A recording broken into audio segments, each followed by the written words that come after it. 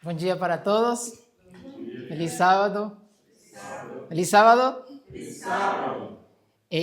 Bom, confesso para vocês que realmente esse é meu primeiro sermão que durei tanto em preparar. Durante essas 3 semanas, o Senhor tem me impressionado algumas coisas em torno ao que acontece no dia a dia, durante o trabalho, em relação às outras pessoas, como outras pessoas vivem seus processos. E durante o dia, durante cada dia de trabalho, o Senhor ia colocando no meu coração algumas coisas que, para mim, eram somente impressões do Espírito e lições espirituais para mim em relação aos outros e em relação a mim mesmo.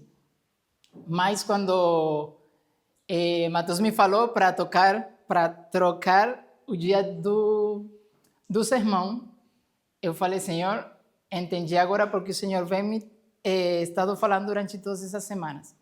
E agradeço muito a Deus por isso, porque me fez lembrar de umas etapas muito fortes na minha vida, mas que foram muito especiais, muito difíceis, mas também de grande aprendizagem espiritual.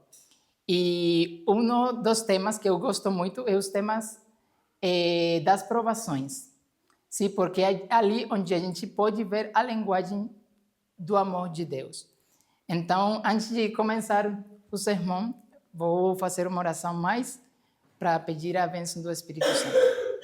Oremos. Grandioso Deus e eterno Pai, Senhor, eu quero te pedir nesta hora, por favor, que o Senhor fale conosco. Que seja a sua palavra, Pai, a que possa fazer a transformação e a mudança em nossas vidas. Senhor, que eu possa estar escondido de trás de Jesus e que seja Ele falando a mim pessoalmente e também para os meus irmãos. Em nome de Jesus. Amém. Sua maneira de salvar. Como as provações são a linguagem do amor do Pai. Eu gostaria que abríssemos a Bíblia no livro de Gênesis, capítulo 22, verso 1.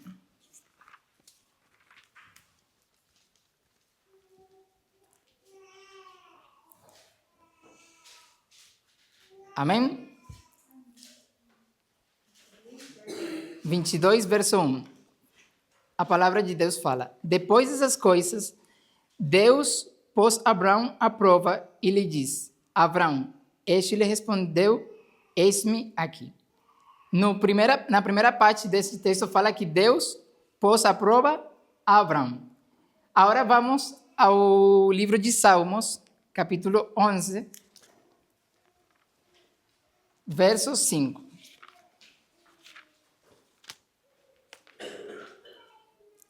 Salmos capítulo 11, verso 5.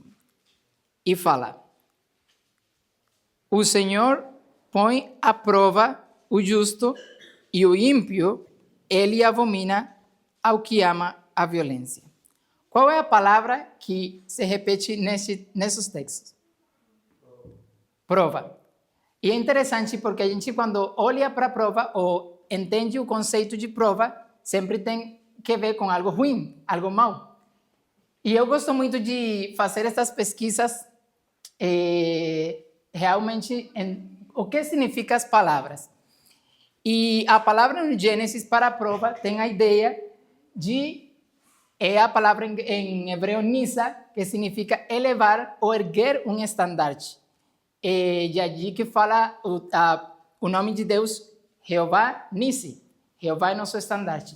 Então é interessante porque Nisa tem a referência de elevar, de exibir, de erguer um estandarte para que todo mundo possa ver o que está acontecendo.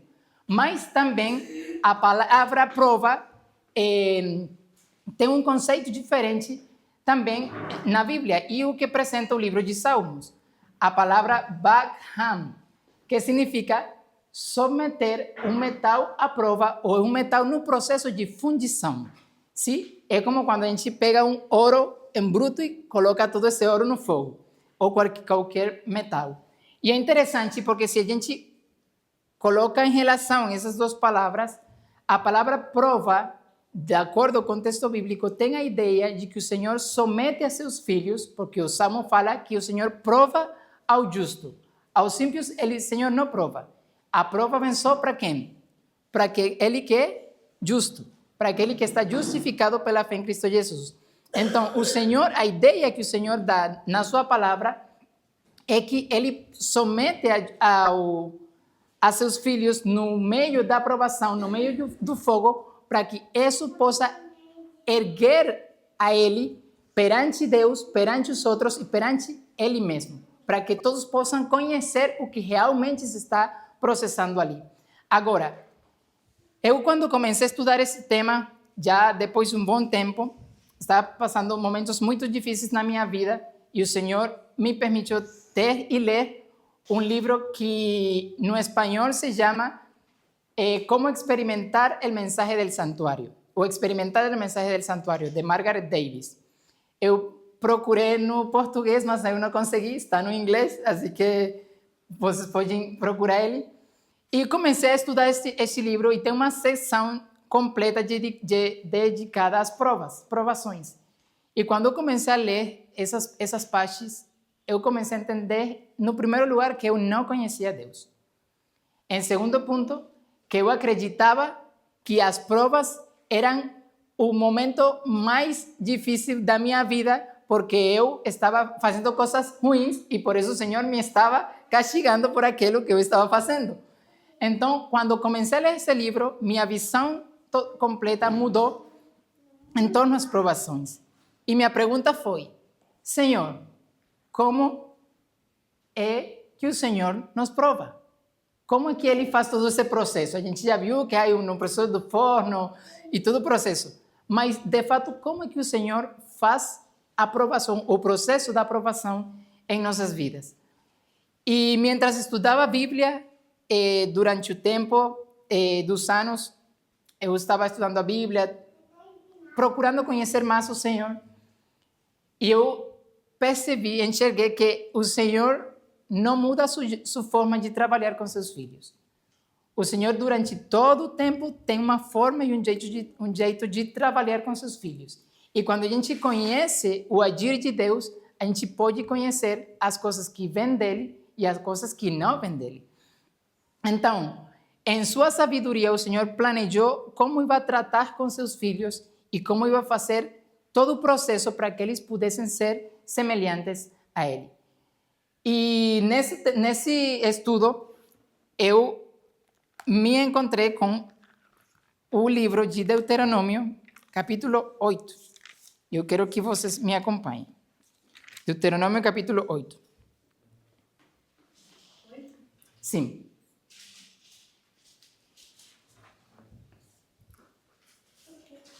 E todo o processo do sermão vai estar centrado nesses textos aqui. Não de todo o capítulo, mas de alguns textos em específico. E fala o verso 1.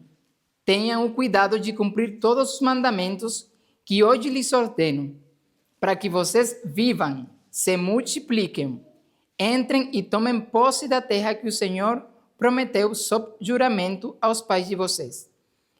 E o Senhor, a primeira coisa que o Senhor fala para eles é: lembrem-se de todo o caminho pelo qual o Senhor Deus os guiou. E é interessante porque a primeira parte, o primeiro ponto que eu comecei a compreender sobre esse tema é entender o caminho pelo qual o Senhor me conduz.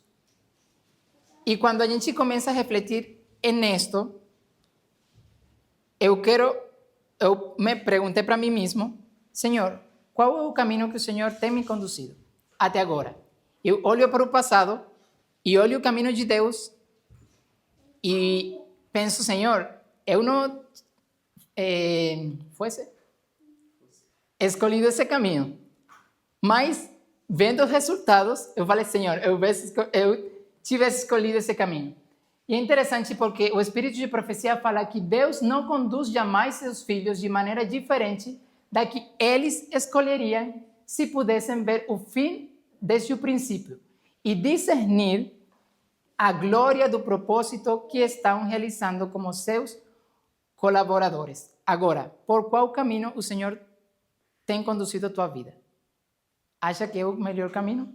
Se você olha para seu passado, acha que você voltaria a passar novamente por tudo isso como se fosse parte do plano de Deus?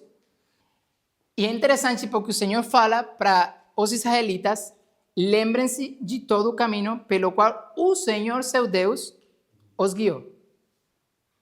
E se a gente olha para o passado, de fato temos a certeza e a segurança de que o Senhor nos tem guiado todo o nosso caminho, mas continua falando o texto bíblico, o cenário da provação. E o Senhor continua falando: o Senhor, lembre-se de todo o caminho pelo qual o Senhor, seu Deus, os guiou no deserto durante esses 40 anos. Agora, o cenário de ação, de provação para os filhos de Israel foi qual? O deserto, ali fala a Bíblia. O deserto foi o cenário da provação para eles. Mas o Senhor, como eu falei, tem distintos jeitos de trabalhar desde o início do mundo até agora, e o mesmo jeito como fez com os filhos de Israel, o mesmo jeito que o Senhor trabalha conosco. E estudando todo este tema, eu consegui um monte de jeitos como o Senhor trabalha, mas eu somente vou trazer uns específicos aqui. E, de acordo com o Espírito de Profecia fala, o Senhor tem 3 jeitos de trabalhar. O primeiro é a fornalha, o segundo, a roda, e o terceiro, a gaiola. Mas é interessante porque a gente não deve esquecer que em cada processo de provação, a gente não está sozinho no processo. Tem a pessoa que faz o processo. E no caso da fornalha, o refinador é que faz o processo. Em caso da roda, o olheiro. E em caso da gaiola, o dono e o pássaro. E vamos explicar agora cada uma dessas de acordo com o que fala o Espírito de Profecia. O primeiro é a fornalha. E é interessante como ciência do bom viver, o Espírito de Profecia fala tudo isso. E ela fala: o fato de sermos chamados a suportar a prova mostra que o Senhor Jesus vê em nós alguma coisa de precioso que deseja desenvolver. Se nada visse em nós que pudesse glorificar seu nome, não desperdiciaria tempo a depurar-nos. Não lança pedra sem valor na sua fornalha. E é o mineiro precioso que ele depura. O ferreiro põe no ferro e aço no fogo, a fim de provar que qualidade de metais são. O Senhor permite que seus eleitos sejam postos na fornalha da aflição para lhes provar a têmpera e ver se podem ser formados para a sua obra. Então, o primeiro jeito que o Senhor tem para tratar com seus filhos, bom, não o primeiro porque não tem uma escala de valores, mas um dos métodos que o Senhor tem é a fornalha. E aqui fala que o Senhor somete a seus filhos no fogo da aflição para provar se realmente eles são o que dizem ser. Para provar, como fala aqui, a têmpera se podem ser formados para a sua obra. É dizer, que o Senhor prova nosso temperamento, nosso caráter, prova se realmente a gente vai resistir à prova que vem. Mas isso não termina aqui. Fala a seguinte parte de a roda e o olheiro. Fala: o olheiro toma o barro e molda o segundo lhe apraz. Amassa-o, trabalha-o, divide-o e volta a juntá-lo. Umedece e depois seca. Deixa em seguida, durante algum tempo, sem lhe tocar. Quando está perfeitamente maleável, prossegue na tarefa de fazer dele um vaso. Molda numa forma e alisa-o e pule-o em volta. Seca-o ao sol e coça-o no forno. Torna-se então um vaso apto para servir. Do mesmo modo, o supremo artista deseja moldar-nos e formar-nos. Como o barro está nas mãos do olheiro, assim estamos nós nas suas mãos. Não procuremos fazer a obra do olheiro. Compete-nos simplesmente deixar-nos moldar pelo Supremo Artífice. Não tem passado na sua vida que às vezes vocês não entendem como o Senhor trabalha, que às vezes o Senhor parece que Ele está abrindo todas as portas e de nada tudo fecha? Ou que vocês acham que esse é o caminho e de pronto, pum, tudo muda?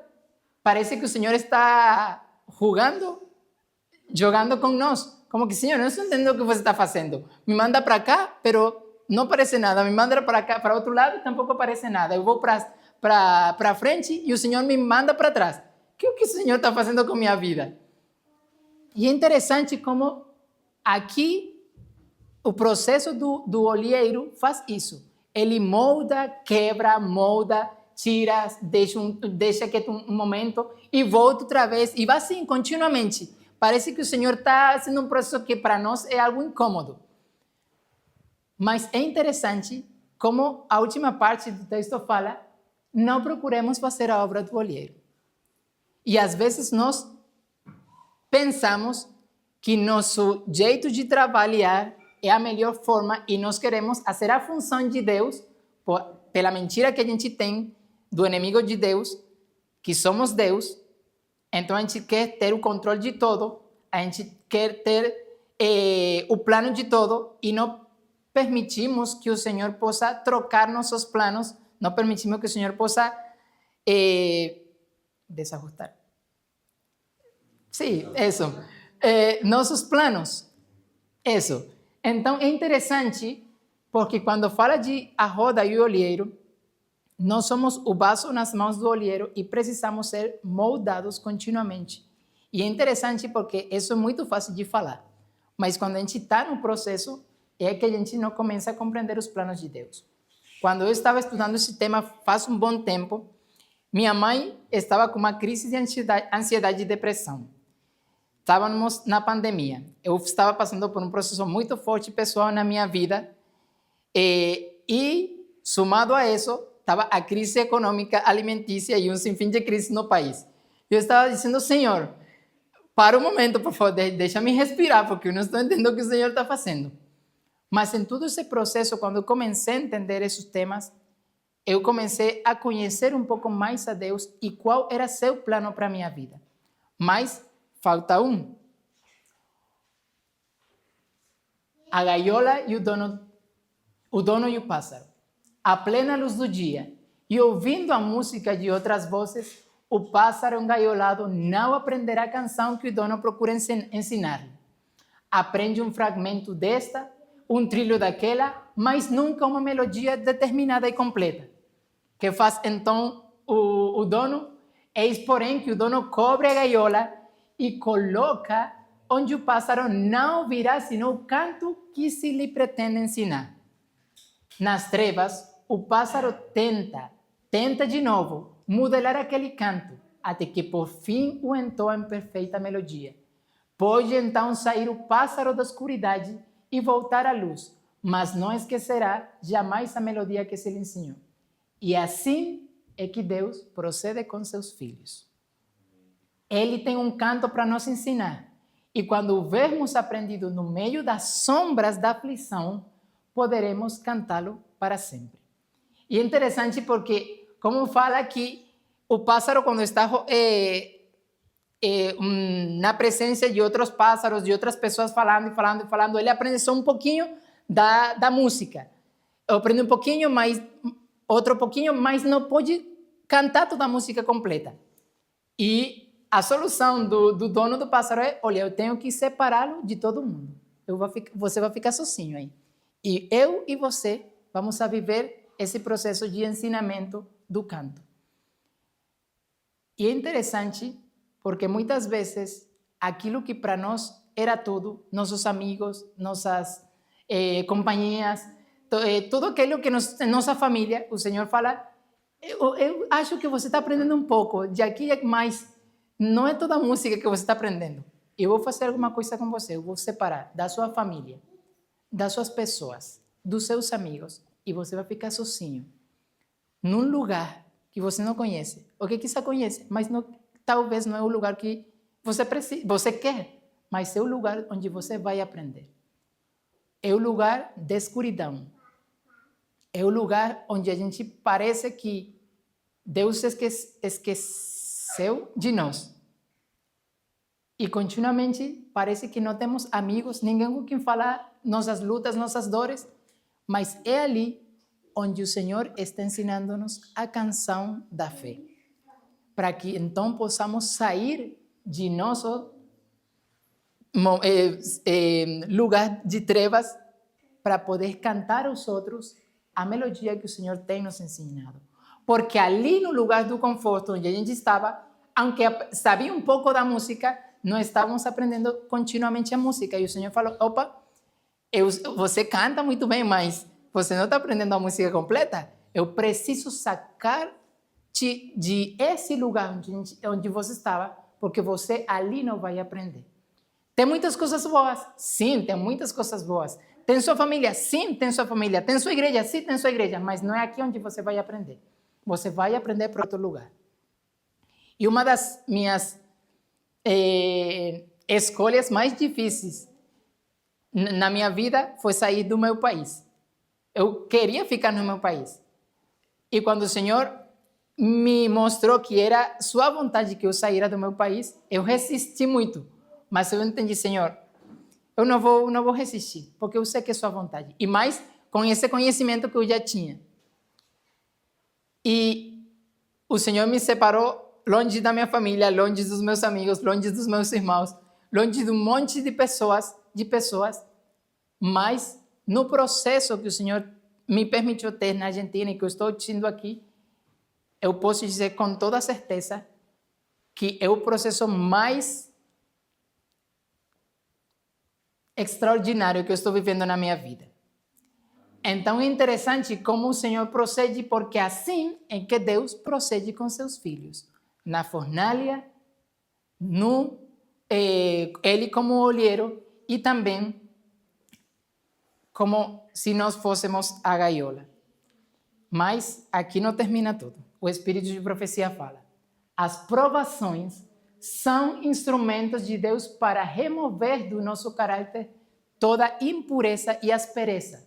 Enquanto Ele nos talha, esquadreja, cincela, pole, aperfeiçoa, o processo é como? Doloroso. Não é fácil o processo. E é difícil ser pressionado contra a pedra de esmeril. É difícil. Mas a pedra sai preparada para ocupar o seu lugar no templo celestial. O Senhor não realiza uma obra tão completa e cuidadosa em matéria sem valor. Somente as suas pedras preciosas são lavradas à semelhança das pedras de um palácio. E é interessante porque quando a dor chega às nossas vidas, que o que a gente ora? Senhor, por favor, tira a minha dor. Senhor, por favor, eu não quero sentir dor. Senhor, por favor, muda isso que eu estou passando. Em poucas palavras, sem entendimento, a gente o que está dizendo para o Senhor é: não quero ser modelado. Não quero ser preparado. Por favor, tira isso de mim. Eu não gosto disso. Eu não gosto de sentir dor. Por favor, tira isso de mim. Eu não quero passar por isso. E estamos rejeitando o processo e a maneira de Deus para nos salvar. Então, quando a gente sabe que o processo é doloroso, que é difícil, esse momento que a gente está passando, a gente pode ver ali a linguagem do amor do Pai.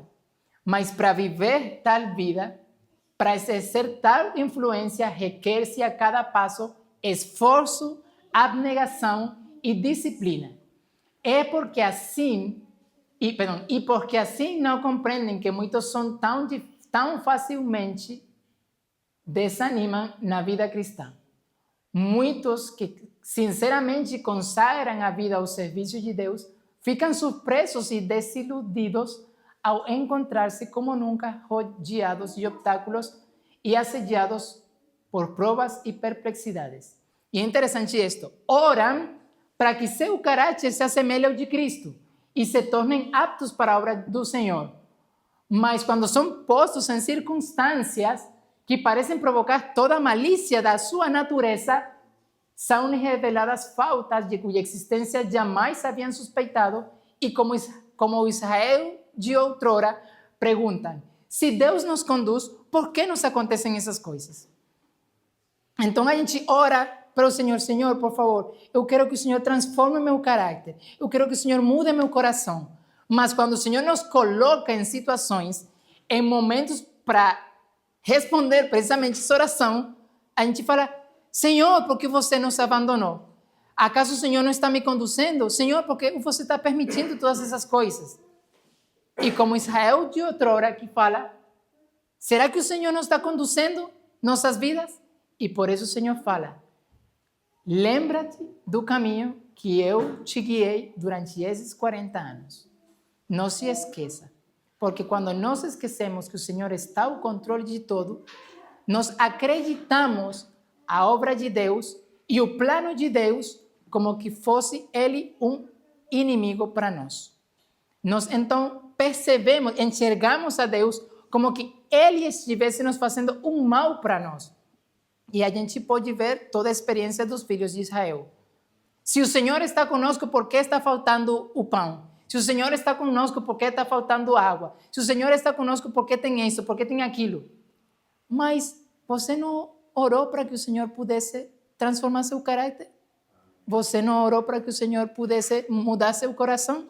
É ali a resposta que o Senhor tem para nós. E continua falando, é justamente porque Deus os conduz que essas coisas lhe sucedem. Precisamente porque você orou e porque o Senhor está conduzindo, é que todas essas coisas estão acontecendo.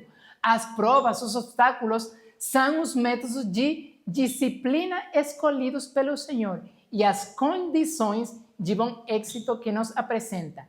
Ele, que lê o coração dos homens, conhece melhor do que eles mesmos seu caráter. Vê que alguns têm faculdades e possibilidades que, bem dirigidas, podiam ser empregadas no avanço da sua obra. Em sua providência, Deus colocou estas pessoas em diferentes e variadas situações e variadas circunstâncias, a fim de que possam descobrir em seu caráter defeitos que a eles próprios estavam ocultos. Dá-lhes oportunidade de corrigirem tais defeitos e se tornarem aptos para o servir. Permite por vezes que o fogo da aflição os assalte, a fim de que sejam purificados. Então, aqui fala claramente de que o Senhor escolheu as provações para nos mostrar, para erguer, para nos apresentar aquilo que está em nosso coração e que comumente a gente não enxerga. E por isso fala que Deus coloca essas pessoas, a cada um dos seus filhos específicos, em diferentes situações e variadas circunstâncias para que possam descobrir os defeitos do seu caráter, mas também a possibilidade que tem de corrigir quando eles se entregam a Deus, quando esses momentos estão acontecendo. E eu comecei a enxergar na minha vida que cada vez que alguma coisa acontece na minha vida de provações, eu pergunto para o Senhor, o que o Senhor quer me ensinar? Que está dentro do engano do meu coração, que eu não estou enxergando, que eu devo mudar e que eu preciso mudar. E as provas, então, começam a tornar-se com uma visão diferente a como eu estava acostumado a pensar sobre as provas. E agora, em vez de clamar, Senhor, por favor, tira-me essa dor. Senhor, por favor, saca-me dessa provação. Eu posso orar, Senhor, me ajuda a ter paciência e esperar no Senhor. Me ajude, por favor, a não desconfiar da sua palavra, a saber que sua mão está aqui tomando minha mão e a saber que o Senhor tem me conduzido. E é interessante, porque para tudo isso, o Senhor tem objetivo. Quais são os objetivos de Deus? De acordo com o que fala a palavra de Deus, continua ali no versículo 2 do Deuteronômio 8.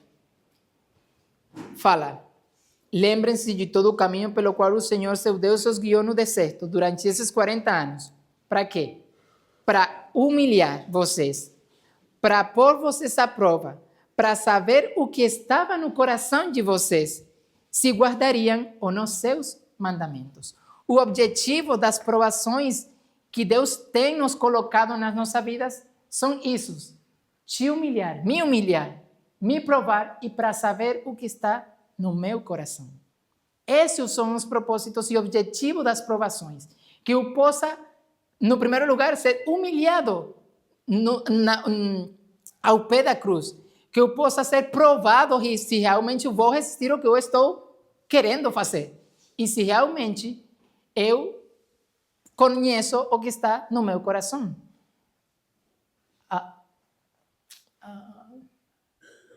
Agora, para que você se conheça, o Senhor e o propósito da prova não era para informar a Deus sobre algo que ele ignorava, mas revelar aquilo que já estava no coração do povo e aquilo que está no teu coração e no meu coração. Então, o propósito das provações não é mostrar para Deus para saber se você realmente vai obedecê-lo. Não, é para que você possa ser elevado, mostrado diante de você mesmo se realmente a decisão que você tomou, realmente você tem certeza de seguir para frente com essa decisão. E é interessante como o Senhor trabalha em nossas vidas.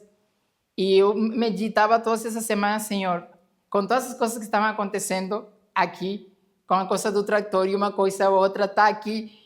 E em conversação que eu estava tendo com as pessoas, eu estava falando, e eu olhava tudo, eu estava trabalhando, mas minha mente, não sei, meus olhos estavam percebendo tudo o que estava acontecendo de um jeito totalmente diferente. E eu respirava fundo e Senhor, o Senhor está trabalhando nas nossas vidas. E me alegrava por isso. Mas também eu perguntava para mim mesmo, Senhor, que eu estou enxergando do meu coração para saber se eu estou realmente disposto a seguir com a decisão que eu tomei para te servir. Se eu estou disposto realmente a avançar com a decisão que o Senhor me deu a oportunidade de escolher. Realmente eu quero isso para a minha vida? E é realmente para mostrar aquilo que está no meu coração. E realmente eu decidi, Senhor, sim, eu não posso por mim mesmo, mas eu vou continuar pela graça de Deus. Então, é interessante porque no todo esse processo de conhecer-se a si mesmo está o engano do nosso coração. E aqui vem tudo que o engano da psicologia apresenta, que você precisa se conhecer, e a gente tem escutado muito isso, que a gente precisa se conhecer a si mesmo, que a gente precisa conhecer seu potencial, que a gente precisa avançar nos planos de Deus, e tudo isso que é muito bonito. Mas, quando a gente entende a palavra de Deus, o engano da psicologia apresenta que o autoconhecimento é para poder você desenvolver todas essas coisas que você tem de bom e que você possa trabalhar em aquilo que é ruim. Mas a Bíblia apresenta que não temos nada bom em nós. E que todo bom é porque Deus tem nos dado nas nossas vidas. E por isso o Senhor precisa nos humilhar para que nós possamos entender que nós somos maus, que nosso coração é ruim e precisamos continuamente a graça de Cristo nas nossas vidas. Qual é a fonte de informação para me conhecer? De onde estou tomando informação para me conhecer? Será que eu pergunto para outro, o que você acha de mim? E as outras pessoas, por supuesto, vão falar, você é uma pessoa boa, você é uma pessoa linda, você é uma pessoa muito dedicada. E como vai estar meu eu? Eu sou a melhor pessoa do mundo. Qual é minha fonte de informação? Ou como eu olho para mim mesmo? Senhor, eu sou ruim, mas não tão ruim como aquele. Eu sou mau, mas não tão mau como aquele. E começo a me comparar de acordo com as fontes de informação que eu estou pegando para a minha vida, em base para me conhecer. Mas a palavra de Deus nos mostra no livro de Salmos, capítulo 12, capítulo 19, versículo 12 e 13. Eu gosto muito desse verso e sempre trato de lembrá-lo na minha vida, quando passam algumas situações em mim. Salmos, capítulo 19, versículo 12 e 13. Antes de ler esses textos, quero fazer qual é o contexto desse capítulo. Todo o capítulo habla sobre a lei de Deus, que a lei de Deus é boa, que a lei de Deus é santa, é perfeita, tudo isso. Mas o salmista faz como uma mudança de tudo que ele vem apresentando.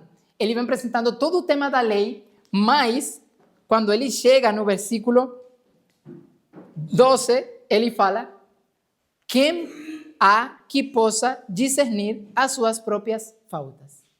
Ele vem apresentando todo o tema da lei de Deus e depois troca e fala: quem há que possa discernir as suas próprias faltas? Absolve-me das que me são ocultas. Também da soberba guarda o teu servo, para que ela não me domine. Então serei irrepreensível e ficarei livre de grande transgressão. Então, o que o Senhor por meio do salmista está falando é: você por si mesmo não pode discernir suas próprias faltas. Você precisa da lei de Deus, que é boa, perfeita, santa, que abre seus olhos para que você possa se conhecer. E por isso o Espírito de Profecia fala que muitos negligenciam contemplar-se no espelho. E qual é o espelho? A lei de Deus, que revela os defeitos do caráter. Por isso existem deformidade e pecados e são aparentes aos outros, se não compreendidos pelos que se acham em falta. O aborrecível pecado do egoísmo existe em alto grau, mesmo em alguns que professam ser devotados na causa de Deus. Se eles comparassem seu caráter com os requisitos dele, especialmente com a grande norma, a santa lei de Deus, verificariam, sendo investigadores sinceros e honestos, que estão terrivelmente em falta. Mas muitos, olha só, não estão dispostos a olhar bastante longe e profundo bastante para verem a depravação do seu próprio coração. Não estamos dispostos a entrar em nosso coração com a norma da lei de Deus para que eu possa ver realmente quem eu sou e quanto eu preciso do Senhor. Acham-se em falta em muitos respeitos e todavia permanecem em voluntária ignorância da sua culpa. E continua falando: o conhecer-se a si mesmo salvará muitos de cair em graves tentações e evitará muitas inglórias derrotas. Para nós conhecermos bem a nós mesmos, que agora devemos fazer?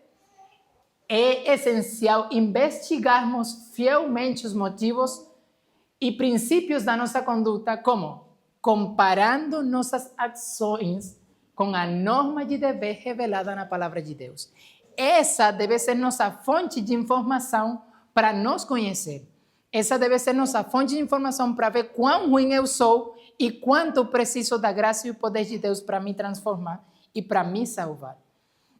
O objetivo de Deus, o objetivo das provações, portanto, era fazer com que o próprio povo manifestasse por meio das suas escolhas o que realmente havia no seu coração. A prova tinha como objetivo levar os israelitas ao reconhecerem sua verdadeira condição espiritual e a tornar essa condição evidente diante deles mesmos. Por isso, o princípio do que a gente falou no primeiro texto, de que o Senhor ergue, quando fala que o Senhor provou Abraão, o Senhor tinha essa ideia como que erguer a ele para saber se realmente ele acreditava pela fé no que Deus prometeu. Mas, ao mesmo tempo, também a gente viu que o processo da prova tem que ver com someter a seus filhos no fogo da provação. Então, o Senhor permite todas essas provações com o único objetivo de que nossas faltas se tornem evidentes a nós mesmos e que nós possamos olhar quanto precisamos de Jesus. Na minha vida tem acontecido muitas vezes, em muitas oportunidades, que eu achava que, Senhor, sim, e tinha momentos específicos onde o Senhor criava muitas coisas de uma forma extraordinária, e quando eu revelava o que está no meu coração, eu falava: Senhor, eu sou assim, que mal eu sou. E isso constrangia muito o meu coração. Eu começava a perceber, estudando todos esses temas, de que era o único jeito do Senhor me salvar. E que se eu resistia continuamente, cada vez que eu estava numa situação, e a a natureza própria do meu coração saía, o Senhor falava, esse é quem você é, mas eu preciso de mim. Mas se eu procuro continuamente tapar, que ninguém veja tudo isso, eu estou me enganando. Porque eu acho que me conheço, mas realmente eu não me conheço. E por isso preciso comparar minha vida com a norma da palavra de Deus. Qual era a lição que o Senhor queria que o povo aprendesse com isso? Porque já a gente viu que o Senhor conduzia seu caminho, que o Senhor tinha preparado um cenário da aprovação. Já a gente viu o objetivo das provações, mas qual era a lição que o Senhor queria que o povo aprendesse? Continuamos a leitura, mas antes de passar a outra parte, é interessante porque as provações que o Senhor permite nas nossas vidas para poder entender quem de fato a gente é, são tão poderosas que quando mais a gente acredita que é sábio, o Senhor coloca situações para revelar nossa ignorância. Quando mais a gente se acha que é forte, o Senhor coloca situações na nossa vida para demonstrar nossa fraqueza. Quando mais a gente crê que tem o controle de tudo, o Senhor coloca situações em nossa vida para demonstrar que a gente não tem controle de nada. E é interessante como cada coisa que nós acreditamos que nós temos, o Senhor, por cada prova, vem para destruir isso que a gente acredita de si mesmo. Você se acha muito sábio, prepare-se para a prova da ignorância. Prepare para ser humilhado na ignorância. Você se acha que você é o melhor, prepare-se para que você olhe para si mesmo na aprovação, que você é a pior pessoa. Se você se acha muito forte para enfrentar tudo aquilo que o Senhor dá para a sua vida, prepare-se para enfrentar a fraqueza da sua natureza. E as provações estão desenhadas para isso, para demonstrar o contrário do que a gente acha que é. Amém. E eu dou muitas graças a Deus, porque o jeito de trabalhar do Senhor é a melhor forma que a gente tem para poder se conhecer e para poder avançar no processo da vida cristã. E a lição que o Senhor nos dá, de acordo com o que fala aí no livro de Deuteronômio, o versículo número 3, continua falando o versículo. Ele humilhou a vocês, ele os deixou passar fome, ele os sustentou com maná, que vocês não conheciam e nem os pais de vocês conheciam, para que vocês compreendessem que o ser humano não viverá só de pão, mas de tudo que procede da boca do Senhor. Um espanhol fala, mas que possa viver de toda a palavra que sai da boca de Deus. E é interessante, porque a lição que o Senhor queria que o povo de Israel entendesse é a mesma lição que o Senhor quer que nós entendamos, que nós precisamos viver da palavra de Deus. Geralmente, o que Deus manda, seus princípios e ensinamentos, não se entendem. Mas é ali que devemos caminhar pela fé, dependendo só da palavra de Deus. Realmente, os princípios de Deus não se entendem. Realmente, o jeito de o Senhor trabalhar não se entende. E por isso o Senhor nos somete a essas experiências de nossas vidas, para que a gente possa viver da palavra de Deus. Quando Abraão saiu da sua casa, saiu do lar da sua família, ele sabia para onde ia? Aqui comigo? E é interessante, porque o Senhor fala para ele, sai da sua terra e da sua parentela. E a palavra que utiliza ali é leg leha, em hebreu, que significa sai para seu benefício. E é interessante porque o benefício de Abraão sair desse lugar, o processo de Abraão sair desse lugar era para seu próprio bem. Mas ele poderia pensar, Senhor, e para onde eu vou? E qual é a terra onde eu vou morar? E de que eu vou viver? E que eu vou comer? E que eu vou fazer? E que isso, que aquilo, e tudo isso. E pôr um monte de perguntas para Deus. Mas a palavra de Deus nos ensina que o Filho de Deus não entende para avançar. Ele avança e depois entende. E foi o que aconteceu com Abraão. Abraão, sem pensar para onde ele ia, o que ia fazer, o Senhor falou, saia daqui. E ele saiu. E isso é a obra que o Senhor quer fazer em nossa vida. Que possamos aprender a depender da sua palavra. Sem perguntar, Senhor, por que está acontecendo isso? Senhor, por que isso está tão ruim? Senhor, por que aquilo? Senhor, por que aquilo? Fique quieto, eu estou ao controle de tudo. Quando tudo dá errado, quando seus planos não são executados, não acontecem, quando você decide servir ao Senhor, mas quando você começa a caminhar no serviço de Deus, parece que vem provas de coisas ruins. Quando você decide, Senhor, eu vou amar hoje a meu próximo. Mas esse dia, parece que o próximo não quis colaborar com você. Esses são os momentos que o Senhor permite para saber se realmente você vai, a oração que você fez na manhã, se realmente você vai amar o seu próximo. Quando você toma a decisão, Senhor, agora eu vou fazer meu devocional, agora eu vou orar, agora eu sim, Senhor, toma a decisão.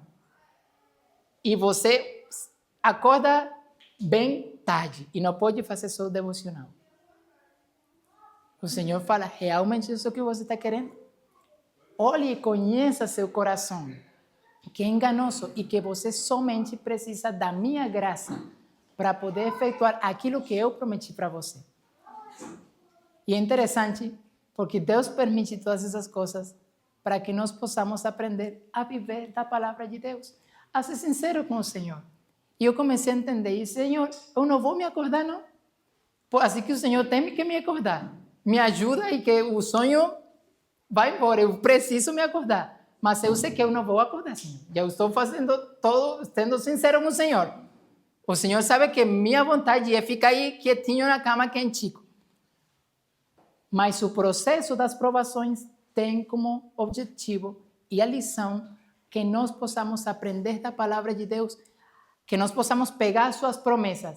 Senhor, eu sou fraco, mas sua palavra me faz forte. Senhor, não posso me acordar, mas o Senhor fala que o Senhor me acorda na manhã para buscar sua presença.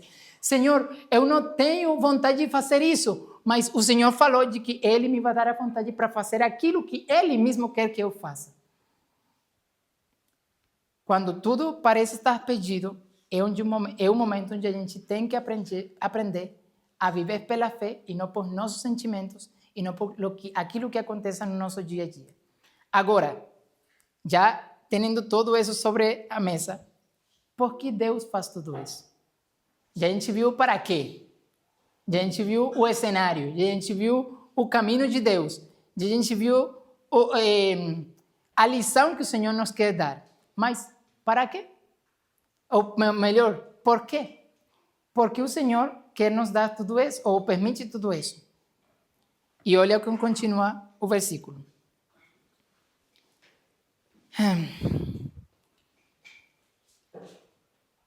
Durante esses 40 anos, as roupas que vocês usavam não envelheceram e seus pés não ficaram inchados.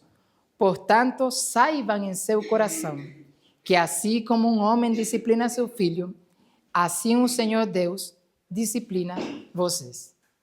E é interessante porque o porquê de todas essas situações é porque o Senhor te ama. É porque o Senhor me ama. E como um pai disciplina seu filho, o Senhor precisa me disciplinar porque eu sou seu filho. E como pai, Ele me ama. E por isso, o livro de Hebreus, capítulo 12, versículo 4.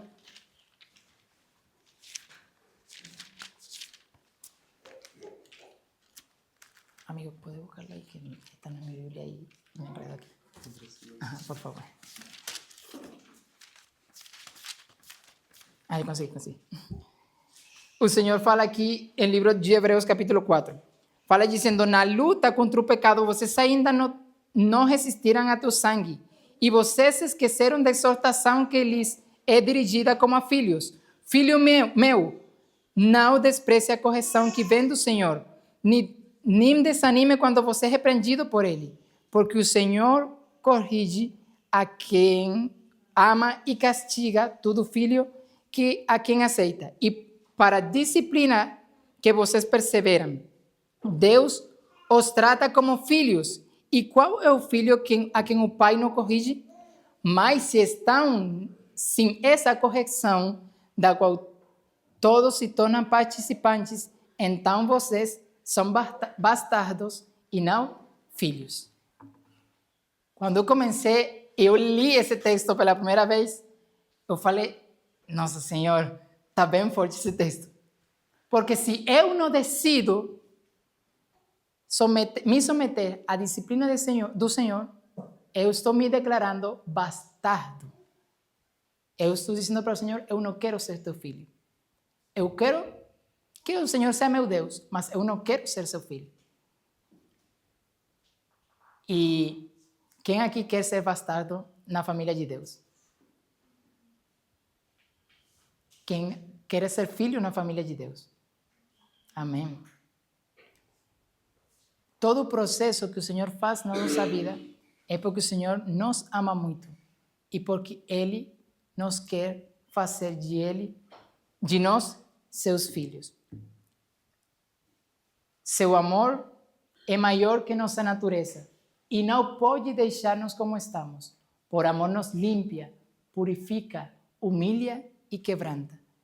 E é onde a gente pode entender a linguagem do amor do Pai no meio das provações. Agora, já para ir fechando, quando o amor do Pai é resistido, vamos a ler Salmos capítulo 81. Isso. Alguém pode ler, por favor?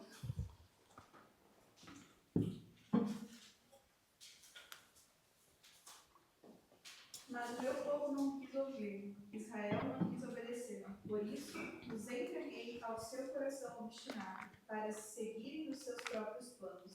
Se o meu povo apenas me ouvisse, se Israel seguisse os meus caminhos, com rapidez eu subjugaria os seus inimigos e voltaria a minha mão contra os seus adversários. Amém. Quando o amor do Pai é resistido no meio das provações, quando o povo e eu como filho não escuto a voz de Deus, quando eu não quero saber de Deus, o Senhor faz uma coisa, e eu que falo o versículo 12. Deixei que andassem na teimosia do seu coração e seguissem as suas próprias inclinações. No amor, há liberdade. E o Senhor não quebranta a sua lei para nos salvar. Seu amor é tão grande que, às vezes, quando não resistimos a esse amor, o Senhor permite que nós sigamos nossas próprias escolhas. Você quer seguir por ali? Tá bom. Mas eu vou aqui continuar a seu lado, esperando que você possa virar sua cabeça e poder me enxergar. E o Senhor dói seu coração, sente muita dor no seu coração, quando Ele permite que nós caminhemos por nossas escolhas e passemos momentos muito ruins em nossas vidas, porque não era o plano dele. Mas Ele fala, se você não quer me ouvir, avance tranquilo, eu não vou te detener. Mas é interessante o que fala o versículo. E o Senhor, com muita dor no seu coração, fala, se o meu povo me escutasse, se Israel andasse nos meus caminhos, eu derrotaria logo os seus inimigos e voltaria minha mão contra seus adversários. No espanhol fala, num momento poderia fazer isso, mas eles preferem passar muito tempo sofrendo. Mas se eles se entregassem no momento da provação, se eles buscassem minha face, se eles orassem, se eles se perdoassem uns aos outros, se eles fizeram o que eu falei para eles, eu poderia resolver todos os problemas no momento. Mas eles querem seguir na teimosia do seu coração. E o Senhor não vai nos parar. O Senhor vai deixar que nós sigamos nosso caminho, mas vai ser muito doloroso para nós e mais para Deus. Porque tudo o que Ele está fazendo para que nós possamos ter a vida eterna, tudo o que o Senhor está fazendo para nos salvar, e olhar para Deus e ver como dói seu coração, e parece que todo o amor que Ele tem manifestado para nós possamos dizer para Ele: Senhor, tudo o que você está fazendo por mim me está dañando, me está magoando. E isso acontece continuamente em todo o tempo dos nossos relacionamentos. Quando temos pessoas que querem nos ajudar e nós olhamos para essas pessoas como se estivessem fazendo-nos um dano, como se essas pessoas estivessem em contra de nós. E do mesmo jeito que nós agimos com as pessoas, é o mesmo jeito como nós agimos com Deus. Quando Deus nos coloca nas provações e o Senhor olhamos para o Senhor: Senhor, por favor, me tira daqui, eu não quero estar passando por isso. E o Senhor: filho, mas isso é o que você precisa para salvar-se. Mas o que eu quero para que você possa avançar no meu caminho. E nós teimosamente falamos: Senhor, não. O Senhor quer fazer mal para a minha vida, o Senhor tirou meus sonhos, ou eu queria fazer isso, o Senhor não permitiu que eu fizesse isso. Senhor, eu queria ser, sei lá, psicólogo, e o Senhor me tem aqui sendo a outra coisa, eu não queria fazer isso. E pensamos que os planos de Deus são para nos destruir e não para nos salvar. E quanto dói o coração do pai, de um pai terrenal, que seu filho não acredita em seu amor. E quanto dói o coração de Deus, que nós como filhos não acreditemos no seu amor. Por isso,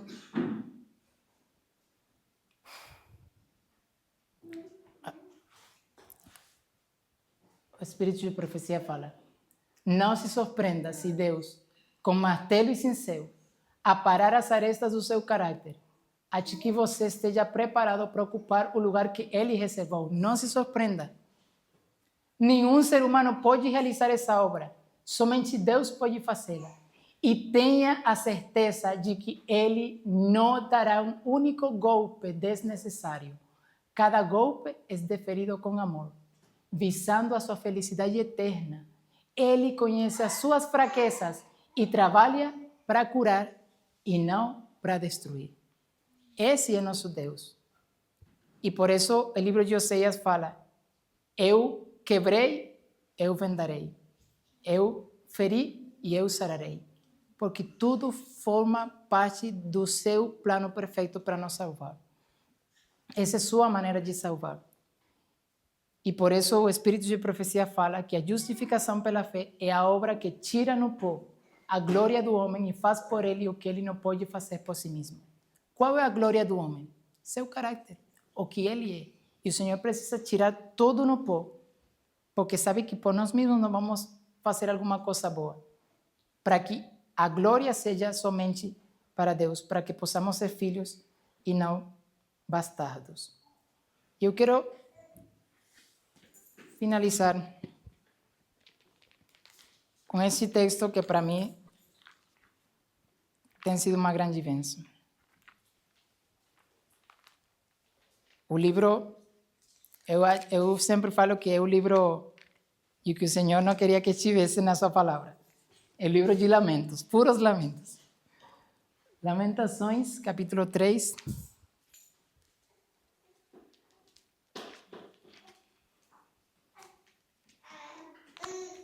Versículo 22 ao 40. Podem ir seguindo a leitura. Fala: as misericórdias do Senhor são a causa de não sermos consumidos, porque suas misericórdias não têm fim. Renovam-se cada manhã, grande é a tua fidelidade. A minha porção é o Senhor, diz a minha alma, portanto nele esperarei. O Senhor é bom para os que esperam nele, para aqueles que o buscam. Bom é aguardar a salvação do Senhor, e isso em silêncio. Bom é para o homem suportar o jugo na sua mocidade, que ele se assente solitário e fique em silêncio, porque esse jugo Deus pôs sobre ele. Põe a sua boca no pó, talvez ainda haja esperança. De face ao que fere e suporte todas as afrontas, o Senhor não rejeitará para sempre. Ainda que entristeça alguém, terá compaixão segundo a grandeza das suas misericórdias, porque não aflige nem entristece de bom grado aos homens.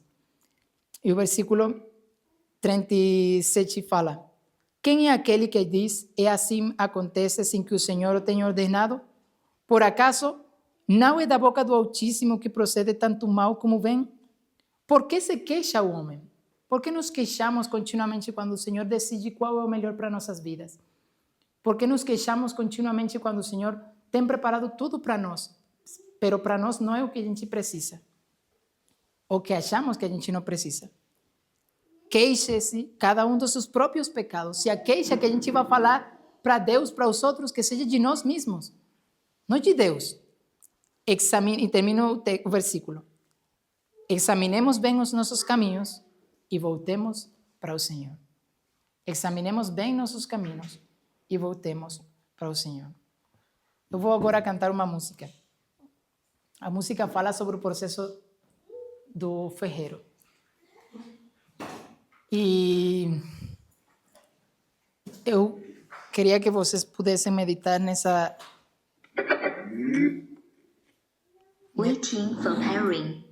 Nessa letra. Eu vou colocar aqui no português, eu vou cantar em espanhol.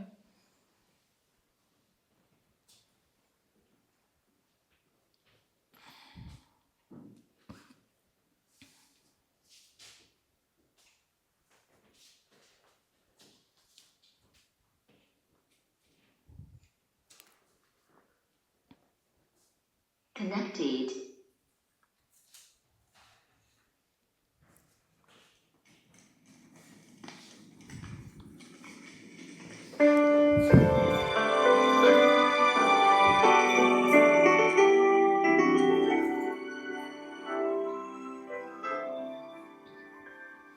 Hallar de un fuego sanador, la santa llama es.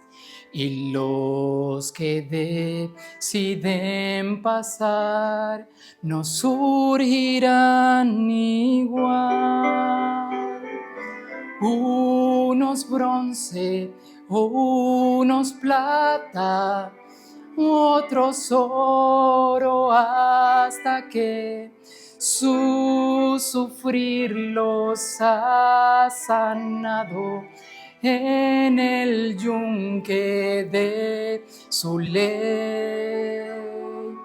El refinador ha hecho mi alma el desear. Limpio he sido por su amor. Glorifíquese al Señor. Mi alma consume, limpiándome, completándome. No importa que pierda yo, el igual refinador.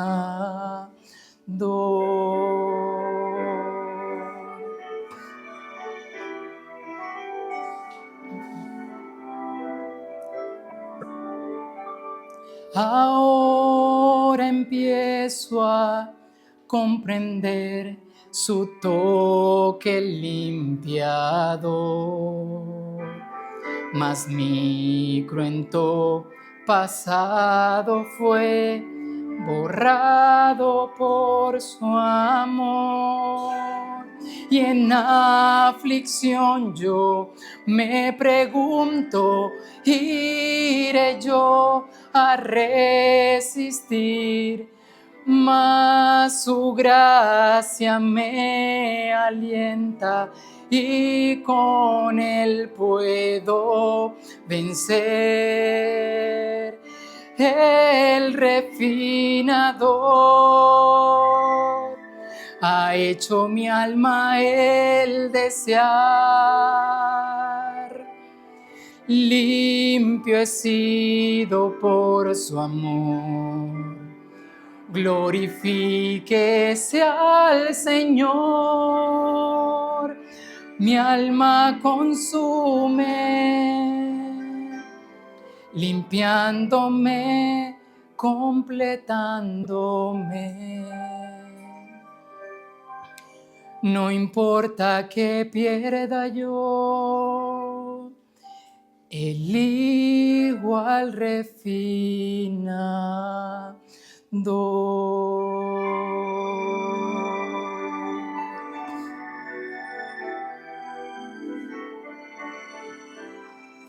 El igual refinador.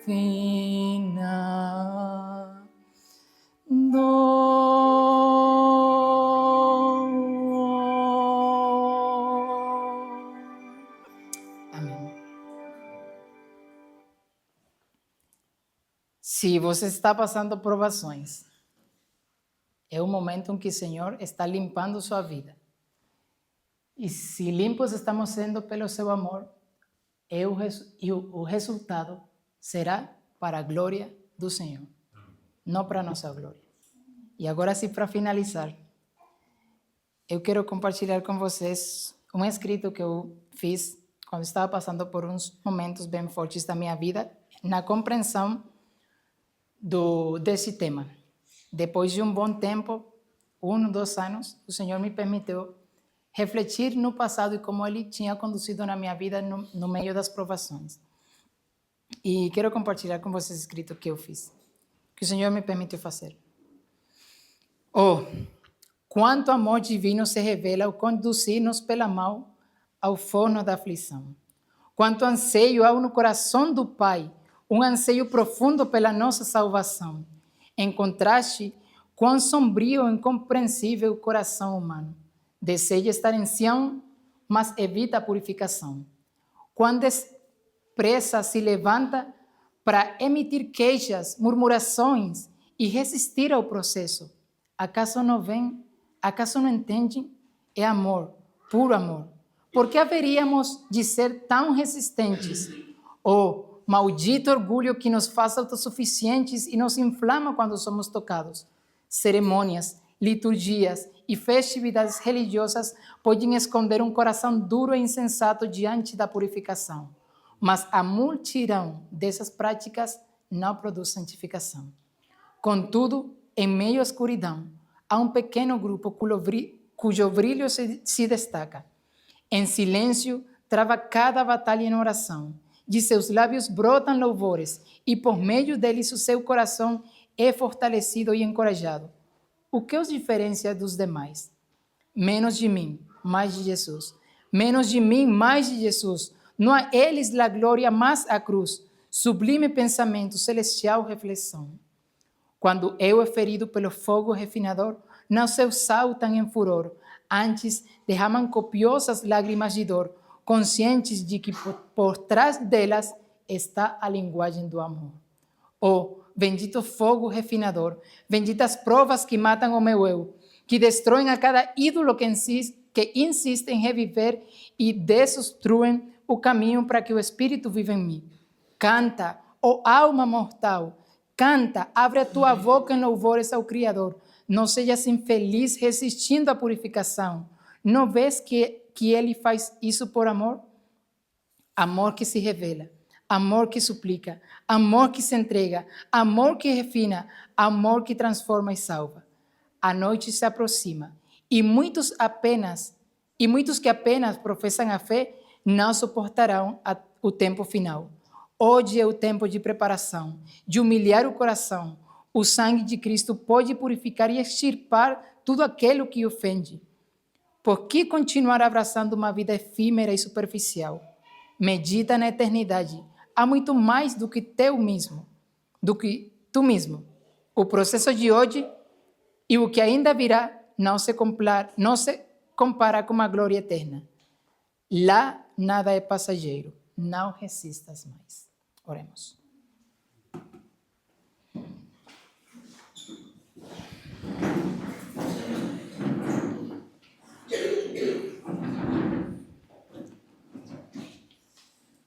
Querido Deus, nosso bom Pai, muito obrigado, Senhor, por cada provação que o Senhor permite nas nossas vidas.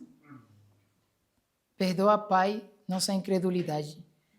Perdoa, Pai, o jeito que nós enxergamos ao Senhor, como que se o Senhor estivesse permitindo todas as coisas ruins na nossa vida e pareciera que o Senhor não está nos abençoando.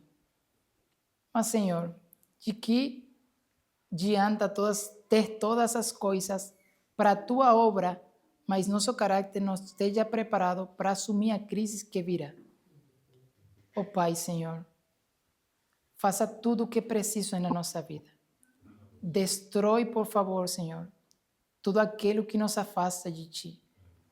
Nos ajude, Pai, a entender que de trás de tudo isso que acontece, Sua mão de amor cuida de nós, nos acompanha no meio da fornalha, fica conosco em silêncio, nos acompanha no meio do deserto.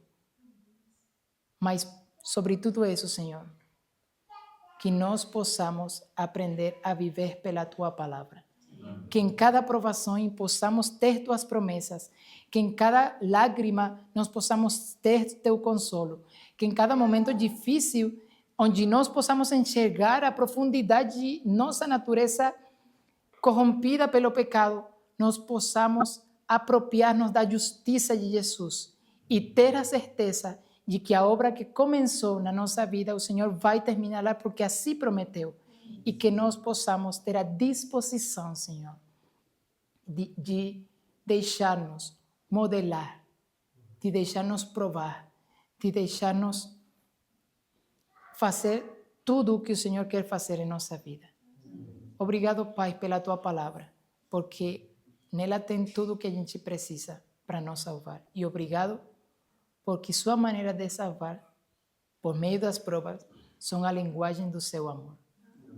Obrigado, Pai, porque somos Teus filhos. Não queremos ser bastardos, Pai. Queremos, como filhos, entrar na Tua casa, na Tua terra, a terra que tem para nós, Senhor. Abençoa, Pai, nossas vidas neste sábado e que nós possamos continuamente conhecer ao Senhor e gloriar-nos em conhecer a cruz de Cristo. Em nome de Jesus. Amém. Se esse conteúdo chegou até você, não foi por acaso. Mensagem como esta precisa chegar a mais pessoas. Então curta, comente e compartilhe. Para continuarmos produzindo conteúdo como este, nós precisamos do seu apoio financeiro. Acesse o QR Code na tela ou o link na descrição e faça parte desta obra.